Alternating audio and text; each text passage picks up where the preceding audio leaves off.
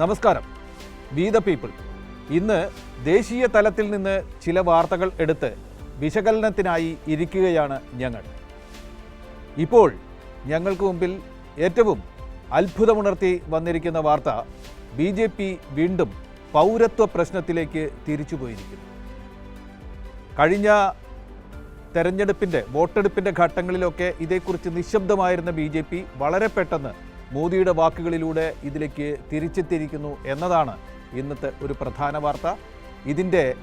ഇതിൻ്റെ വളവ് തിരിവുകൾ എന്തൊക്കെയാണ് എന്ന് പരിശോധിക്കേണ്ടതുണ്ട്. ഒപ്പം തന്നെ സുപ്രീം കോടതിയിൽ നിന്ന് ഇഡിക്ക് ഇരട്ട തിരിച്ചടി കിട്ടിയ ഒരു ദിവസമാണിന്ന്. അങ്ങനെ കേജ്രിവാളിൻ്റെ തിളക്കം ഒന്നുകൂടി വർദ്ധിച്ച ഒരു ദിവസമാണ്. വർഗീയ പ്രസംഗത്തെ ന്യായീകരിച്ചുകൊണ്ട് നദ്ദ തെരഞ്ഞെടുപ്പ് കമ്മീഷന് മറുപടി കൊടുത്തിരിക്കുന്ന ദിവസമാണ്. ഒപ്പം തന്നെ BJP വീണ് കഴിഞ്ഞു എന്ന് ഉറപ്പിച്ചു പറഞ്ഞുകൊണ്ട് ഒരാൾ കൂടി രംഗത്ത് വന്നിരിക്കുന്നു. മറ്റാരുമല്ല, അത് നമ്മളെല്ലാവരും അറിയുന്ന പരകാല പ്രഭാകരനാണ്. ഇങ്ങനെയുള്ള ചില വാർത്തകൾ എടുത്തു വെച്ചാണ് ഞങ്ങൾ ഇരിക്കുന്നത്. BJP വീണ്ടും പൗരത്വ പ്രശ്നത്തിലേക്ക് തിരിച്ചു പോവുകയാണ്.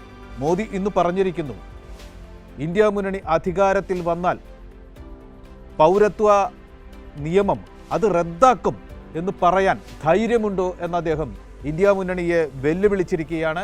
ഉത്തർപ്രദേശിൽ അസംഗഡിൽ നടന്ന ഒരു റാലിയിലാണ് അദ്ദേഹം ഈ പരാമർശം നടത്തിയത്. നിങ്ങൾക്ക് CAA റദ്ദാക്കാൻ ആവില്ല എന്ന് അദ്ദേഹം പറഞ്ഞിരിക്കുന്നു. ഒപ്പം തന്നെ 14 പേർക്ക് ഇത്തരത്തിൽ പൗരത്വം കൊടുത്ത 14 പേർക്ക് പൗരത്വം വിതരണം ചെയ്തുകൊണ്ട് അധികാരികൾ രംഗത്ത് വന്നിരിക്കുന്നു. 300-ലേറെ പേർക്ക് പൗരത്വം അംഗീകരിച്ചു കഴിഞ്ഞു എന്നൊരു അവകാശവാദം അവർ മുന്നോട്ട് വച്ചിരിക്കുന്നു.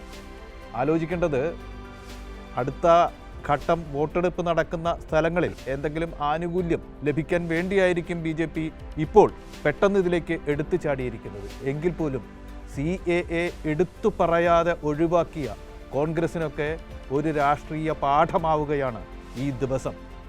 തങ്ങൾ വലിച്ചെറിഞ്ഞു കളഞ്ഞ രാഷ്ട്രീയം എങ്ങനെയാണ് തങ്ങളെ വേട്ടയാടുന്നത് എന്ന് കോൺഗ്രസ് മനസ്സിലാക്കുന്ന ഒരു ദിവസം കൂടിയാണ് ഇന്ന്.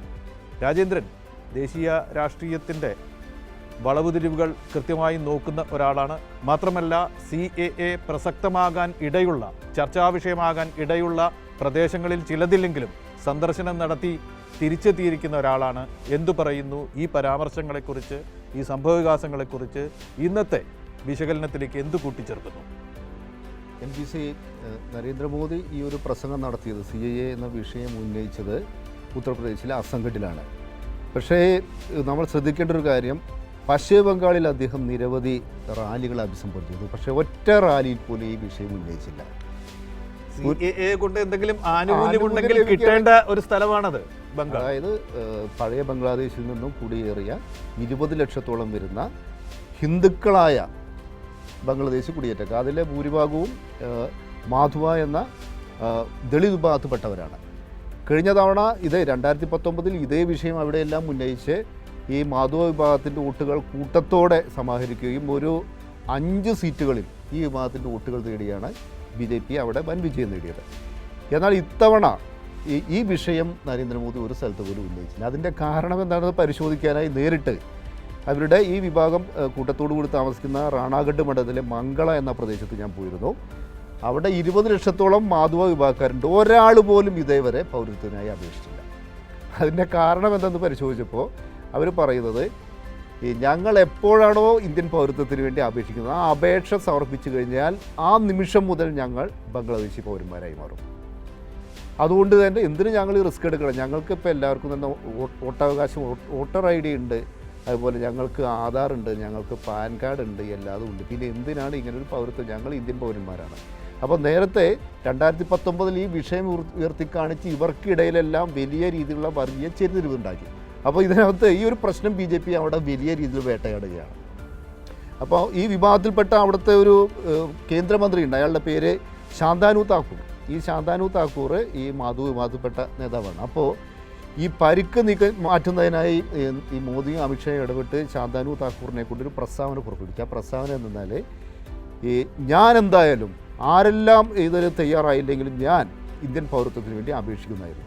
അപ്പോൾ ശാന്താനു താക്കൂർ ഇങ്ങനെ ഒരു പ്രസ്താവന നടത്തിയതിന് പിന്നാലെ അവിടുത്തെ തൃണമൂൽ കോൺഗ്രസിൻ്റെ നേതാക്കളും മമതാ ബാനർജിയും അതുപോലെ CPI നേതാക്കളെല്ലാം മുന്നോട്ട് വെച്ചൊരാവശ്യം അടിയന്തരമായി ശാന്താനു താക്കൂർ അദ്ദേഹത്തിൻ്റെ മന്ത്രിസ്ഥാനം രാജിവെക്കണം. കാരണം ശാന്താനു താക്കൂർ ഇന്ത്യൻ പൗരനല്ല എന്ന് തുറന്ന് സമ്മതിച്ചു. ശാന്താനു താക്കൂർ ഇന്ത്യൻ പൗരത്വത്തിന് വേണ്ടി അപേക്ഷിക്കുന്നു എന്ന് പറഞ്ഞാൽ അതിൻ്റെ അർത്ഥം ഇന്ത്യൻ പൗരനല്ല അദ്ദേഹം. ഇന്ത്യൻ പൗരനല്ലാത്ത ഒരു വ്യക്തി എങ്ങനെയാണ് മന്ത്രിയായത്, എങ്ങനെയാണ് MP ആയത്? ഇതാണ് അവർ ഉന്നയിച്ചൊരു ചോദ്യം. പെട്ടെന്ന് തന്നെ ശാന്താനു താക്കൂർ പ്രസ്താവന തിരുത്തി. അപ്പോൾ ഇത്തരത്തിലുള്ളൊരു വലിയൊരു ആശയക്കുഴപ്പം അവിടെ നിലനിൽക്കുകയാണ്. അപ്പോൾ ബംഗാളിൽ ചെന്ന് കഴിഞ്ഞാൽ ഇതിനെപ്പറ്റി CAA പറ്റി മോദിക്ക് മൗനം. അതേസമയം ഈ പ്രശ്നം ബാധിക്കാത്തൊരു പ്രദേശമാണ് ഉത്തർപ്രദേശ്. അവിടെ ചെന്ന് ഈ വിഷയം ഉന്നയിക്കാനുള്ള കാരണം അവിടെ ഹിന്ദുക്കൾക്കും മുസ്ലിങ്ങൾക്കും ഇടയിൽ വലിയൊരു ഭിന്നിപ്പുണ്ടാക്കണം, ഹിന്ദുത്വം ആളിക്കത്തിക്കണം. അതിനു വേണ്ടിയാണ് ഈ വിഷയം ഇപ്പോൾ നരേന്ദ്രമോദി അവിടെ ഉന്നയിക്കുന്നത്. രാജേന്ദ്രൻ്റെ പ്രതിപാദനം ദീർഘമാണെങ്കിൽ പോലും അത് വളരെ കൃത്യമാണ്. ബംഗ്ലാദേശിലും പാകിസ്ഥാനിലും കുറച്ചൊക്കെ അഫ്ഗാനിസ്ഥാനിലും ഒക്കെ നിന്നും വന്ന ചിലർക്ക് ഇന്ത്യൻ പൗരത്വം കൊടുക്കാനുള്ള ഒരു ദയാപൂർവമായ നടപടി, അതിൽ സാമുദായിക ചേരിതിരിവുണ്ടാക്കുന്നുണ്ട് എങ്കിൽ പോലും അതിൽ കുറേ പേർക്ക് കൊടുക്കാനുള്ള ദയയോടെയുള്ള ഒരു നടപടി എന്ന് പറയുന്നുണ്ടെങ്കിലും ഇതിൻ്റെ ആനുകൂല്യം കിട്ടാൻ ഇടയുണ്ട് എന്ന് കരുതുന്ന ജനവിഭാഗങ്ങൾക്കിടയിലല്ല ഇത് ഒരായുധമാക്കാൻ ഉദ്ദേശിക്കുന്നത്. അതല്ലാത്ത സ്ഥലത്ത് മുസ്ലിങ്ങളെ പുറത്താക്കുന്നു, പുറത്തുള്ള ഹിന്ദുക്കൾക്കൊക്കെ അല്ലെങ്കിൽ സമാന മതങ്ങൾക്കൊക്കെ ഉള്ളവർക്ക് അംഗത്വം കൊടുക്കുന്നു, പൗരത്വം കൊടുക്കുന്നു എന്ന പേരിൽ ഒരു ചേരിതിരിവുണ്ടാക്കുക എന്ന ഉദ്ദേശമാണ് BJPക്ക് ഉള്ളത് എന്നിവിടെ വ്യക്തമാവുകയാണ്. അടുത്ത ഘട്ടത്തിൽ അതിൻ്റെ ആനുകൂല്യം കിട്ടാൻ വേണ്ടിയാണ് മോദി ഇന്ന് ഈ ഗീർവാണം അടിച്ചിരിക്കുന്നത് എന്ന് വ്യക്തമാവുകയാണ്. ഏതെങ്കിലും വിഭാഗത്തിന് മനുഷ്യകാരുണ്യപരമായ ഒരു ഒരു ഒരു ഒരു അവകാശം കൊടുക്കുകയല്ല, നേരെ മറിച്ച് ഇന്ത്യയെ വർഗീയമായി ചേരി തിരിച്ച് ആടുകളെ കൂട്ടിമുട്ടിച്ച് ചോര കുടിക്കുന്ന ചെന്നായയുടെ നയമാണ് മോദി ഇക്കാര്യത്തിൽ അനുവർത്തിക്കുന്നത് എന്നാണ് ഇവിടെ വ്യക്തമാക്കുന്നത്. ഷമ്മി, കഴിഞ്ഞ ദിവസം മെനഞ്ഞാന്ന് നരേന്ദ്രമോദി പറഞ്ഞ ഒരു കാര്യം, എനിക്ക് ഹിന്ദുക്കളും മുസ്ലിങ്ങളും തമ്മിൽ ഒരു വേർതിരിവുമില്ല, ഞാൻ എല്ലാവരെയും ഒരുമിച്ച് കൊണ്ടുപോകാൻ ആഗ്രഹിക്കുന്നു. ഇന്നലെ അദ്ദേഹം പറഞ്ഞത് കോൺഗ്രസ് അധികാരത്തിൽ വന്നാൽ രാജ്യത്തിൻ്റെ വിഭവത്തിൻ്റെ 15% മുസ്ലിങ്ങൾക്കായി അവർ വിതരണം ചെയ്യും എന്ന് പറയുന്നു. ഇന്ന് അദ്ദേഹം പറയുന്നു പൗരത്വ ഭേദഗതി നിയമം പിൻവലിക്കാൻ ആർക്കെങ്കിലും ധൈര്യമുണ്ടോ എന്ന് ചോദിക്കുന്നു. NBC നമ്മൾ സാറിന് ഈ കണ്ണിന് ചികിത്സയ്ക്ക് പോകുമ്പോൾ അവിടെ ചെന്ന് പരിശോധനയെല്ലാം കഴിഞ്ഞ് കണ്ണിൽ ചില മരുന്നൊക്കെ ഒഴിച്ചിട്ട് നമ്മൾ ഇറങ്ങുന്ന സമയത്ത് നമുക്ക് ഒരു ധാരണയുണ്ടാവില്ല, മൊത്തത്തിലൊരു ബ്ലർ ആയിരിക്കും. നമ്മൾ ആരെങ്കിലും കൈ പിടിച്ചാലേ നമുക്ക് വെളിയിലോട്ട് പോകാൻ പറ്റും. നരേന്ദ്രമോദിയുടെ ഒരു അവസ്ഥ ഇപ്പോൾ ഏതാണ്ട് ഈ കണ്ണിൽ മരുന്നൊഴിച്ച ഒരാളുടെ അവസ്ഥയാണ്. അദ്ദേഹത്തിന് ആര് എന്താണ് മനസ്സിലാക്കുന്നത്, ഏത് പറഞ്ഞാലാണ് ജനം തനിക്ക് വോട്ട് ചെയ്യുന്നത് എന്നതിനെക്കുറിച്ചൊരു ധാരണയും ഈ തെരഞ്ഞെടുപ്പിലില്ല. ശരിക്കും അദ്ദേഹത്തിൻ്റെ ഔട്ട് ഓഫ് കൺട്രോളിലാണ്. അദ്ദേഹത്തിൻ്റെ നിയന്ത്രണവും അദ്ദേഹത്തിൻ്റെ നാവും അദ്ദേഹത്തിൻ്റെ തലച്ചോറും തമ്മിലുള്ള ബന്ധം എത്രമാത്രം നിയന്ത്രിക്കപ്പെട്ടിരിക്കുന്നു എന്നുള്ള കാര്യത്തിൽ നമ്മൾ സംശയിക്കേണ്ടിയിരിക്കുന്നു. ഈ ഒരു ഒറ്റ ഉദാഹരണം, മുംബൈ നഗരം സ്തംഭിപ്പിച്ചുകൊണ്ട് അദ്ദേഹം ഒരു റോഡ് ഷോ നടത്തി. ജനങ്ങൾ മുഴുവൻ ഏതാണ്ട് 6-7 മണിക്കൂർ മെട്രോ ഇല്ല, മെട്രോ നിർത്തിവെച്ചു. മുംബൈ നഗരത്തിൽ മെട്രോ നിർത്തിവെച്ചു. ജനങ്ങൾ ആക്ഷേപവും പറഞ്ഞത് സോഷ്യൽ മീഡിയ എടുത്ത് നോക്കി അത് മാത്രമേ ഉള്ളൂ. അങ്ങനെ അതായത് ന്യായമായും ചിലപ്പോൾ BJPക്ക് ഒരു മുൻഗണന ഉണ്ടാകേണ്ട മണ്ഡലങ്ങളിൽ മുംബൈ നഗരത്തിലെ 6 ലോക്സഭാ മണ്ഡലത്തിലും അത് തിരിച്ചടിയാവുമെന്നാണ് ഇപ്പോൾ പറയുന്നത്. ഏതാണ്ട് 10 ലക്ഷത്തിലധികം മനുഷ്യർ കുടുങ്ങിപ്പോയി. സിജുവിന് അഭിപ്രായം പറയാവുന്നൊരു ഘട്ടമാണിത്. ഒരു വാളായി ഈ CAA BJP കയ്യിൽ വെച്ചിരിക്കുന്നു. അവരുടെ കയ്യിൽ അങ്ങനെ ഒരു വാളുണ്ട് എന്നറിഞ്ഞ് ആ ആയുധത്തെ പ്രതിരോധിക്കാൻ വേണ്ട പരിച കോൺഗ്രസ് ഒരുക്കി വെക്കാതിരിക്കുന്നു. ഇപ്പോൾ ആ വാളെടുത്ത് വീശുകയാണ് മോദി. കോൺഗ്രസിനെ ഞാൻ നേരത്തെ പറഞ്ഞ പോലെ അവർ വലിച്ചെറിഞ്ഞു കളഞ്ഞ രാഷ്ട്രീയം കോൺഗ്രസിനെ വേട്ടയാടുന്നൊരു ദിവസം, അതാണ് ഈ ദിവസം. കോൺഗ്രസ് നിലപാടെടുക്കണ്ടേ, ഇതിന് മറുപടിയായി പറയണ്ടേ, CAA ഞങ്ങൾ ഇന്ത്യാ സമുദ്രത്തിലേക്ക് വലിച്ചെറിയും എന്ന ഒരു സന്ദേശം ജനങ്ങൾക്ക് കൊടുക്കാൻ കഴിയേണ്ട ഒരു ദിവസമല്ലേ ഇന്ന്? സിജു എന്ത് പറയുന്നു? തീർച്ചയായിട്ടും ഇന്ന് മോദി ചോദിച്ച ചോദ്യം കോൺഗ്രസിനോട് തന്നെയാണ്, കോൺഗ്രസിന് ലക്ഷ്യമിട്ട് തന്നെയാണ്. ഈ CAA നടപ്പിലാക്കാതിരിക്കാനുള്ള കെൽപ്പ് ഉണ്ടോ എന്നുള്ള ചോദ്യം കോൺഗ്രസിനാണ്.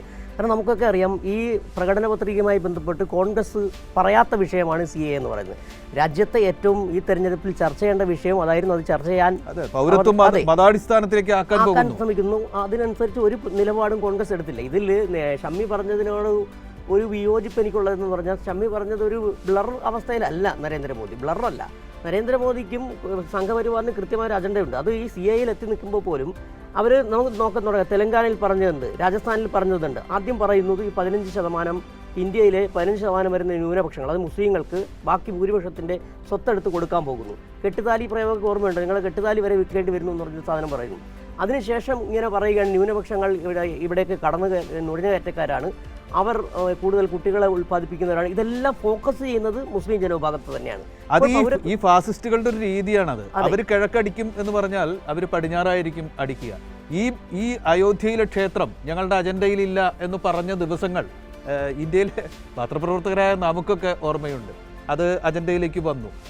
അത് കഴിഞ്ഞാൽ പിന്നെ ഇല്ല, അയോധ്യ കഴിഞ്ഞാലും മറ്റൊന്നുമില്ല എന്ന് പറഞ്ഞു. ഇപ്പോൾ ഇതാ കാശിയൊക്കെ ബാക്കിയാണ് എന്ന് പറഞ്ഞുകൊണ്ട് വീണ്ടും വരുന്നു. ഇത്തരത്തിലുള്ളൊരു രീതി, ഒന്ന് പറഞ്ഞ് മറ്റൊന്ന് ചെയ്യുക, ഒരു ദിവസം പറഞ്ഞതിനെ അടുത്ത ദിവസം നിഷേധിക്കുക, ഇത് ഇവരുടെ ഒരു ശൈലിയാണ്, ഒരു ഫാസിസ്റ്റ് ശൈലിയാണത്. അതല്ല NBC, ഇവരിപ്പോൾ ഇന്ന് പൗരത്വ ഭേദഗതി പറയുമ്പോൾ പോലും ഡയറക്റ്റ് മുസ്ലിം എന്നവർ പറയുന്നില്ല. കഴിഞ്ഞ ദിവസങ്ങളിൽ പറഞ്ഞ് ഇന്നലെ ഇന്ത്യ ടുഡേയിലോ മറ്റോ കൊടുത്ത അഭിമുഖത്തിലാണെന്ന് തോന്നുന്നു, മോദിയുടെ ഒരു മുതലക്കണ്ണീരൊക്കെ ഉണ്ടായിരുന്നു. അതെ, വിലാപമൊക്കെ ഉണ്ടായിരുന്നു. അതിൽ പറയുന്നു ഞാൻ അങ്ങനെയല്ല പറഞ്ഞതെന്ന് പറയുന്നു, ചോദ്യത്തിനുള്ള മറുപടി. അതെ. എന്നിട്ട് ഇന്ന് പറയുന്നത് പൗരത്വ ഭേദഗതിയുമായി ബന്ധപ്പെട്ട് അതിനകത്ത് മുസ്ലിം എന്ന് എവിടെയും പറയാതിരിക്കുകയും പക്ഷേ എയിം ചെയ്യുന്നത്, ലക്ഷ്യം വെക്കുന്നത് മുസ്ലിങ്ങളെ തന്നെയാണെന്ന് എല്ലാവർക്കും അറിയുകയും ചെയ്യും. ഇതാണ് അവരുടെ. ഇന്നലെ തന്നെ ഹിമന്ത ബിശ്വ ശർമ്മയാണെന്ന് തോന്നുന്നു പറഞ്ഞതില്ലേ, ഞങ്ങൾ 400 സീറ്റ് നേടും, ഇനി ഞങ്ങൾ മറ്റേ ഗ്യാൻവാപി, ഒപ്പം തന്നെ കൃഷ്ണക്ഷേത്രം, ഈ അജണ്ടകളൊക്കെ അവർക്ക് കൃത്യമായിട്ടുണ്ട്. കൃത്യം പ്ലാനിങ്ങിൽ തന്നെയാണ് പോകുന്നത്. അവരുടെ വോട്ട് ബാങ്ക് എന്താണ്? ഇന്ത്യയിലെ 80% വരുന്ന ഹിന്ദു വോട്ട് ബാങ്ക് തന്നെയാണ്. ആ ഹിന്ദു വോട്ട് ബാങ്കിൻ്റെ അടിസ്ഥാനത്തിൽ ഒരു ഹിന്ദു രാഷ്ട്രമാക്കുക, മതാധിഷ്ഠിത ദേശീയത മതരാഷ്ട്രമാക്കുക, അതുതന്നെയാണ്. അതിനുവേണ്ടി പറയാവുന്നതും ചെയ്യാവുന്നവരൊക്കെ ചെയ്തുകൊണ്ടിരിക്കും. UP ചെല്ലുമ്പോൾ കൃത്യമായിട്ട് അവർക്കത് പറഞ്ഞേ പറ്റൂ. കാരണം അവിടെ SP ഉണ്ട്, മുസ്ലിം ന്യൂനപക്ഷങ്ങളുണ്ട്. അവിടെ കൃത്യമായി ഹിന്ദുക്കളെ വോട്ട് ബാങ്ക് കിട്ടണമെങ്കിൽ ഇവിടെ മുസ്ലിങ്ങളാണ് നിങ്ങളെ സ്വത്ത് കൊള്ളയടിച്ചെന്ന് പറഞ്ഞേ പറ്റൂ. അത് വ്യക്തമാണ് സുജു. നമുക്ക് വളരെ പെട്ടെന്ന് അടുത്ത വാർത്തയിലേക്ക് പോകാം. അത് സ്വതന്ത്രനായി നടക്കുന്ന, ജയിലിൽ നിന്നിറങ്ങി സ്വതന്ത്രനായി നടക്കുന്ന, വേദികളിലെത്തി പ്രസംഗിക്കുന്ന, പത്രസമ്മേളനത്തിൽ വിഷയങ്ങൾ ഉയർത്തുന്ന ഒരേ ഒരു മനുഷ്യനെ BJP പേടിക്കുന്നു. ED അദ്ദേഹത്തിൻ്റെ ഇടക്കാല ജാമ്യം റദ്ദാക്കാൻ വേണ്ടി സുപ്രീം കോടതിയിൽ ഒരു നിലപാട് ഇന്നെടുത്തിരിക്കുന്നു. നടക്കുന്ന ഹിയറിങ്ങിനിടെ അദ്ദേഹം ജാമ്യ വ്യവസ്ഥകൾ ലംഘിക്കുന്നു എന്ന് പറഞ്ഞിരിക്കുന്നു. എന്താണെന്ന് വെച്ചാൽ, ഇന്ത്യ ബ്ലോക്ക് ജയിച്ചാൽ ഞാൻ ജയിലിന് പുറത്തു വരും എന്നൊരു പരാമർശം അദ്ദേഹം നടത്തി. നിങ്ങൾ താമരയിൽ ഞെക്കുന്ന ഓരോ ഞെക്കും എന്നെ ജയിലിലേക്ക് അയക്കാനുള്ളതാണ് എന്ന് കേജ്രിവാൾ പറഞ്ഞു. അതുകൊണ്ട് അദ്ദേഹത്തിൻ്റെ ജാമ്യം റദ്ദാക്കണം എന്ന പ്രശ്നമാണ് ഉന്നയിച്ചത്. സുപ്രീം കോടതി അത് ഗൗനിക്കുക പോലും ചെയ്തില്ല, അത് തള്ളിക്കളയുകയാണ്, ആ പരാമർശം തള്ളിക്കളയുകയാണ് ചെയ്തത്. കേജ്രിവാൾ ജൂൺ 1 വരെ ജാമ്യത്തിൽ തന്നെയാണ്, ആ കാര്യത്തിൽ തങ്ങൾ ഉറച്ചു നിൽക്കുന്നു എന്ന് കോടതി പറഞ്ഞു. നമുക്കെല്ലാവർക്കും അറിയാം, ജൂൺ 4-ന് കേജ്രിവാൾ ജയിലിലേക്ക് തിരിച്ചു പോയിട്ടുണ്ടായിരിക്കും. ജയിലിൽ കിടന്നുകൊണ്ടായിരിക്കും ആ മനുഷ്യൻ ഇന്ത്യ എന്താണ് വിധിച്ചത് എന്ന് അറിയാൻ പോകുന്നത്. ആ വിധി എന്നെ വെളിച്ചത്തിലേക്ക് കൊണ്ടുവരാൻ ഉള്ളതായിരിക്കണം എന്ന് തൻ്റെ ജനങ്ങളോട് പറയാൻ അദ്ദേഹത്തിന് അവകാശമില്ല എന്നാണ് ഇന്ന് ED വാദിച്ചത്. അതാണ് സുപ്രീം കോടതി അവഗണിച്ച് കളഞ്ഞത് എന്ന ഒരു വാർത്തയാണ് നമുക്ക് ഇപ്പോൾ പരിഗണിക്കാനുള്ളത്. രാജേന്ദ്രൻ, ഈ കെജ്രിവാളിനെ BJP പ്രത്യേകിച്ച് നരേന്ദ്രമോദി അങ്ങേയറ്റം ഭയപ്പെടുന്നു. അതിൻ്റെ കാരണം എന്തെന്നാൽ, നേരത്തെ ഇന്നും ഇന്നലെയും കഴിഞ്ഞ ദിവസങ്ങളിലുമെല്ലാമായി ഈ മോദിയും ഹിമന്ത ബിശ്വ ശർമ്മയും അമിത്ഷായും എല്ലാം നടത്തുന്ന ഈ പ്രസംഗങ്ങൾ ശ്രദ്ധിച്ചാൽ മതി. ഈ ഘട്ടത്തിൽ അവർക്ക് 10 വർഷം രാജ്യം ഭരിച്ച പാർട്ടിക്ക് വികസനത്തെപ്പറ്റി ഒന്നും പറയാനില്ല. ഇവർ CAA പറ്റി പറയുന്നു, മുസ്ലിങ്ങൾക്ക് ഹിന്ദുക്കളുടെ സ്വത്ത് പിടിച്ചെടുത്ത് കൈമാറുമെന്ന് പറയുന്നു. അതുപോലെ ഇനിയിപ്പോൾ കാശിയിൽ ക്ഷേത്രം നിർമ്മിക്കുമെന്ന് പറയുന്നു. CAA വിഷയം ഉന്നയിക്കുന്നു.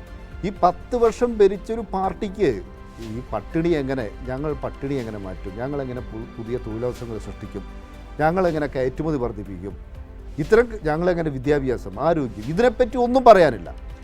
അപ്പോൾ ഇതിനെപ്പറ്റി ഒന്നും പറയാതെ വർഗീയത മാത്രം ഈ BJP നേതാക്കൾ പ്രസംഗിച്ച് നടക്കുന്ന ഒരു ഘട്ടത്തിൽ അവർ അരവിന്ദ് കെജ്രിവാളിനെ ഭയപ്പെടാനുള്ള ഒരു പ്രധാനപ്പെട്ട കാരണം എന്തെന്നാൽ, കെജ്രിവാളിലൂടെ അഴിമതി എന്നൊരു പ്രധാനപ്പെട്ട വിഷയം, ഈ നരേന്ദ്രമോദിയുടെ നേതൃത്വത്തിൽ BJP സർക്കാർ നടത്തിയ അഴിമതി എന്ന ഒരു പ്രധാനപ്പെട്ട വിഷയം, ഈ ഫാസിസം എന്ന ഒരു പ്രധാനപ്പെട്ട വിഷയം, ഈ നിയമരാഹിത്യം എന്ന പ്രധാനപ്പെട്ട ഒരു വിഷയം, ഇതെല്ലാം തന്നെ മുന്നോട്ട് വരികയാണ്.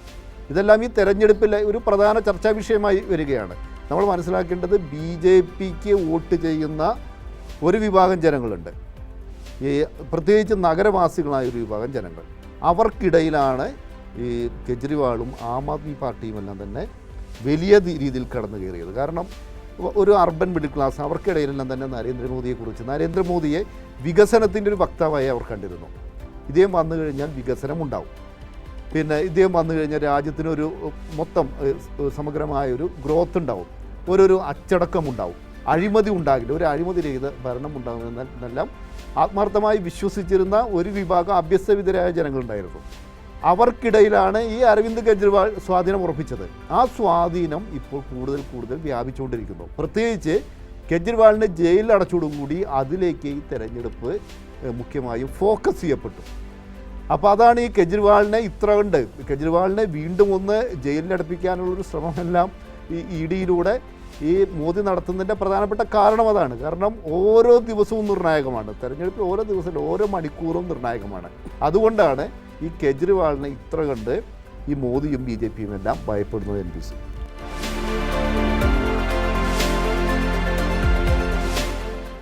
അദ്ദേഹം പുറത്തിറങ്ങിയ ആ സംഭവവും ഇന്ത്യൻ തെരഞ്ഞെടുപ്പിലെ ഗെയിം ചേഞ്ചർ ആവും എന്നാണ് മാധ്യമങ്ങൾ വിലയിരുത്തത്. അതുപോലെ തന്നെ ആം ആദ്മി പാർട്ടി അവകാശപ്പെട്ടത്. അത്തരത്തിൽ തന്നെ കാര്യങ്ങൾ മുന്നോട്ട് പോവുകയാണ്. ഇന്നും കേജ്രിവാൾ വാർത്താസമ്മേളനം നടത്തുകയുണ്ടായി. അദ്ദേഹം തൻ്റെ പതിവ് വിഷയങ്ങളിൽ നിന്ന്, അഴിമതി പോലുള്ള, ഇപ്പോൾ രാജേന്ദ്രൻ പറഞ്ഞതുപോലുള്ള തൻ്റെ പതിവ് വിഷയങ്ങളിൽ നിന്ന് വ്യതിചലിച്ചുകൊണ്ട് BJPയുടെ വർഗീയതയ്ക്കെതിരെ കൂടി ഇന്ന് വിരൽ ചൂണ്ടുന്നൊരു കാഴ്ച കൂടി ഇന്ത്യ കാണുകയുണ്ടായി. NDA വീണ്ടും വിജയിക്കുകയാണെങ്കിൽ, നരേന്ദ്രമോദി അധികാരത്തിലേക്ക് തിരിച്ചു വരികയാണെങ്കിൽ സംവരണം റദ്ദാക്കപ്പെടും എന്നൊരാശയം കൂടി അദ്ദേഹം മുന്നോട്ട് വെച്ചിരിക്കുന്നു. കേജ്രിവാൾ മുന്നോട്ട് പോവുകയാണ്. ഷമി സാറേ, ഇന്ന് അഖിലേഷ് യാദവും കേജ്രിവാളുമായിട്ട് ചേർന്നാണ് പത്രസമ്മേളനം.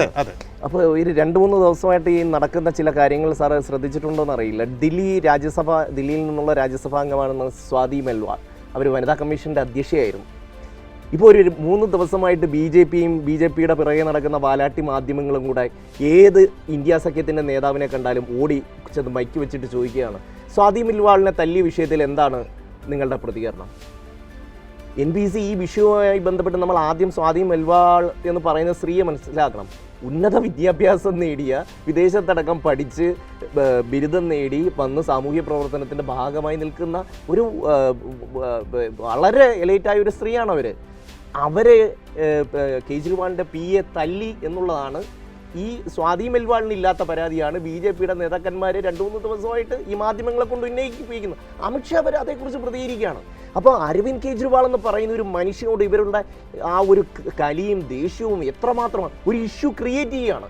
അപ്പോൾ ഒരു പരാതി വരുന്നില്ല, ഈ പറയുന്ന ഈ സ്ത്രീ യുവതി ഒരു പരാതി കൊടുത്തിട്ടില്ല, അവർ പൊതുവായ ഒരു ബൈറ്റ് നൽകിയിട്ടില്ല, ഒന്നും പറഞ്ഞിട്ടില്ല. അപ്പോൾ ഇരുട്ടത്ത് പൂച്ചയെ തപ്പുന്ന പോലെ ഇവർ ക്രിയേറ്റ് ചെയ്യുക. ആരെങ്കിലും അടുത്ത് ചെന്ന് ചോദിച്ചിട്ട് ഒരു പ്രതികരണം കിട്ടണം. സ്വാതി മെൽവാളിനെ തല്ലിയിട്ടില്ല, അല്ലെങ്കിൽ സ്വാതി മെൽവാൾ ഇത് പറഞ്ഞിട്ടില്ല എന്ന് പറഞ്ഞ് ഒരു ബൈറ്റ് കിട്ടിയാൽ പിന്നെ അതിൽ പിടിച്ച് ബാക്കി കയറാം. അതിനുവേണ്ടി ഈ ഇന്ത്യ ടുഡേയും ടൈംസ് നൗവിനെയും പോലുള്ള മാധ്യമങ്ങൾ ഈ കാര്യത്തിൽ കാണിക്കുന്ന നാണം കെട്ട ഒരു മാധ്യമ പ്രവർത്തകൻ എന്ന നിലയിൽ എൻ്റെ അടുത്തൊരു ഈ കാര്യം ചോദിക്കുമ്പോൾ നമ്മൾ ചോദിക്കണ്ടേ, ഇതിന് പരാതി ഉണ്ടോ, ഇതിനൊരു ബൈറ്റ് ഉണ്ടോ, അല്ലെങ്കിൽ ഈ സ്ത്രീ എവിടെയെങ്കിലും ഇതുമായി ബന്ധപ്പെട്ടൊരു പരാതി പറഞ്ഞിട്ടുണ്ടോ? അങ്ങനെ ഒരു പരാതി ഇല്ലാതെ BJPക്കാണ് പരാതി, BJPയുടെ നേതാക്കൾക്കാണ് പരാതി. അരവിന്ദ് കെജ്രിവാളിൻ്റെ അടുത്ത് ഇന്ന് രാവിലെ ചോദിക്കുമ്പോൾ അരവിന്ദ് കെജ്രിവാൾ എന്ത് പറയും ഇല്ലാത്ത ഒരു പരാതിയെക്കുറിച്ച്? അപ്പോൾ എത്രമാത്രം അധപ്പതിച്ചാണ് നമ്മുടെ രാഷ്ട്രീയം പോകുന്നത്. അരവിന്ദ് കെജ്രിവാൾ എന്ന് പറയുന്ന ഒരു മനുഷ്യൻ്റെ ഇന്ന് UPയിലെ പ്രചരണങ്ങളെയും അതിൻ്റെ എല്ലാ നല്ല വശങ്ങളെയും BJPക്ക് എതിരായിട്ടുള്ള വശങ്ങളെയും ഇല്ലാതാക്കാൻ വേണ്ടി ഒരു കഥ സെറ്റ് ചെയ്യുക, അതനുസരിച്ച് മാധ്യമങ്ങൾ മുഴുവൻ അതിൻ്റെ പിറകെ പോവുക. അതെ, കേജ്രിവാൾ BJP ഏറ്റവും പേടിക്കുന്ന ഒരു വ്യക്തിത്വമായി, രാഷ്ട്രീയ സാന്നിധ്യമായി മാറിയിരിക്കുന്നു എന്ന് തന്നെയാണ് അതിനർത്ഥം. അദ്ദേഹം ഉന്നയിച്ച 75 വയസ്സാകുമ്പോൾ മോദി റിട്ടയർ ചെയ്യേണ്ടി വരും, അമിത്ഷാ പ്രധാനമന്ത്രിയാകും എന്ന അദ്ദേഹത്തിൻ്റെ ആരോപണത്തോട് ഇന്ന് സംസാരിച്ചിട്ട് പോലും മോദി പ്രതികരിച്ചിട്ടില്ല എന്നൊരു കാര്യം കൂടിയുണ്ട്. ഇതിനകത്ത് ഈ അരവിന്ദ് കെജ്രിവാൾ വന്ന് സാധാരണഗതി നമ്മൾ മോദിക്കെതിരെ വർഗീയതയൊക്കെ പറഞ്ഞപ്പോൾ അരവിന്ദ് കെജ്രിവാൾ കൃത്യമായിട്ട് BJPയുടെ ഇൻറ്റേർണൽ പൊളിറ്റിക്സിൽ ഒരു പിടിയും പിടിച്ചു. കാരണം മോദി തന്നെ പണ്ട് പറഞ്ഞതാണ് ഈ അദ്വാനിയെയും മുരളി മനോഹർ ജോഷിയൊക്കെ ഒതുക്കാൻ വേണ്ടി 75 വയസ്സായ എല്ലാവരും അധികാര സ്ഥാനങ്ങളിൽ നിന്ന് ഒഴിയണമെന്നുള്ളത്. അങ്ങനെയാണെങ്കിൽ ഈ 2025 സെപ്റ്റംബർ 17 മോദിക്ക് 75 വയസ്സ് തികയും. ആ 75 വയസ്സാകുമ്പോൾ മോദി സ്ഥാനമൊഴിയുമോ, അമിത്ഷായ്ക്ക് വേണ്ടിയിട്ടല്ലേ ഇപ്പോൾ വോട്ട് തേടുന്നതെന്നുള്ളൊരു ഒരു ചെക്ക് അങ്ങോട്ട് വെക്കുകയാണ് അരവിന്ദ് കെജ്രിവാൾ. ഇത് ഈ സാഹചര്യത്തിൽ ഒന്ന് പറഞ്ഞുകൊണ്ടൊരു വിഷയം എന്ന് പറഞ്ഞാൽ ഇത്തവണത്തെ തെരഞ്ഞെടുപ്പിൽ BJPയുടെ അജണ്ടകളെ മൊത്തം പൊളിച്ചത് 3 പേരാണ്. 3 പേരെന്ന് പറഞ്ഞാൽ 1 CPM എന്ന് പറഞ്ഞ പ്രസ്ഥാനമാണ്, 2 സുപ്രീം കോടതിയാണ്, 3 അരവിന്ദ് കെജ്രിവാൾ എന്ന് പറയുന്ന ആളാണ്. കാരണം സുപ്രീം കോടതിയിലേക്ക് CPM പോകുമ്പോൾ ഇലക്ട്രൽ ബോണ്ടുമായി ബന്ധപ്പെട്ട് പോകുമ്പോൾ അവിടെ അവരുടെ ധാരണകൾ മൊത്തം പൊളിയുകയാണ്. സുപ്രീം കോടതി കൃത്യമായ നിലപാടെടുക്കുന്നു, ഇലക്ട്രൽ ബോണ്ട് റദ്ദാക്കുന്നു. അതിന് പിന്നാലെ വീണ്ടും CPM സുപ്രീം കോടതിയിലേക്ക് പോവുകയാണ് SBIയോട് ഇലക്ട്രൽ ബോണ്ട് വിവരങ്ങൾ കൊണ്ടുവരാൻ. അവിടെ എല്ലാം അട്ടിപ്പതറുകയാണ്. പിന്നീടാണ് ഈ കെജ്രിവാളിനെ അകത്താക്കുന്നു. കെജ്രിവാളിന് ഇടക്കാല ജാമ്യം കിട്ടിയപ്പോഴേക്ക് കളം മാറുകയാണ്, ആ തെരഞ്ഞെടുപ്പ് ചിത്രം മാറുകയാണ്. അരവിന്ദ് കെജ്രിവാൾ വന്നപ്പോൾ അരവിന്ദ് കെജ്രിവാൾ വേറൊരു ട്രാക്കിലേക്ക് തെരഞ്ഞെടുപ്പ് പ്രചരണത്തെ കൊണ്ടുപോയി. അത് കൃത്യമായിട്ട് BJPയുടെ ഇന്റേണൽ പൊളിറ്റിക്സിലേക്ക് കയറി പിടിച്ചു, മോദിയെ തന്നെ പിടിച്ചു. അതായത് ഇപ്പോൾ നമുക്ക് കാണാൻ കഴിയുന്ന മോദിക്ക് ബദൽ അരവിന്ദ് കെജ്രിവാൾ ഇങ്ങനെ ഒരു വലിയ പ്രതിരോധം തീർത്തുകൊണ്ട് നിൽക്കുകയാണ്. അത്തരത്തിലേക്ക് ഒരു അജണ്ട, ഇന്ത്യ സഖ്യത്തിനൊരു അജണ്ട സെറ്റ് ചെയ്തുകൊണ്ട് ഇവിടെ കോൺഗ്രസ് ഇപ്പോഴും നമ്മൾ പരാമർശിച്ചു, കോൺഗ്രസ് ഇപ്പോഴും ഇങ്ങനെ നിൽക്കുകയാണ്. ഒരു പ്രശ്നമുണ്ട്. നേരത്തെ നമ്മൾ ചർച്ച ചെയ്ത വിഷയം CA എന്നൊരു വിഷയം ഇന്നും മോദി കൊണ്ടെടുത്തിട്ടുണ്ട്. കോൺഗ്രസ് എന്താണ് നാളെ പറയാൻ പോകുന്നത് നമ്മൾ കാത്തിരിക്കുകയും കൂടിയാണ് ഈ സാഹചര്യം. അതെ,